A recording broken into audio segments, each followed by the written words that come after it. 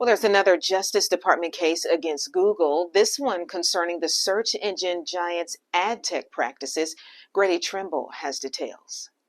For the second time in 2 years, Google is on trial for antitrust violations. This time around, the Department of Justice is trying to make the case that Google has an illegal monopoly on the technology needed to place those display or banner ads you see when you visit just about any website. The DOJ has been showing this chart several times in court. It looks complicated, but they're really just trying to use it to illustrate that Google has its hands in every step of the process of buying and selling those online ads. They likened Google's position in the market to JP Morgan owning the New York Stock Exchange. One of the DOJ's witnesses, the CEO of a smaller ad tech company, explained how Google prevented his company from gaining access to some of Google's ad tech. But on cross-examination, Google's attorneys tried to show that his company would stand to benefit financially if Google shared that technology.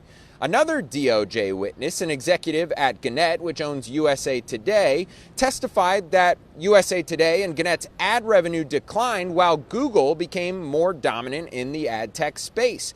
But then, during cross-examination, Google's attorneys referenced his own quote from a 2017 article in which he says, "We are entering a world where 3 major titans are going to be competing for ad dollars." Note that he didn't say 1 major titan.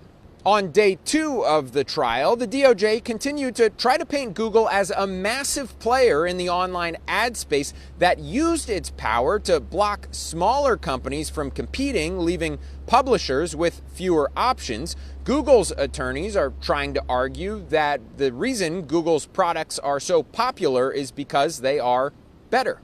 In Alexandria, Virginia, Grady Trimble, Fox Business.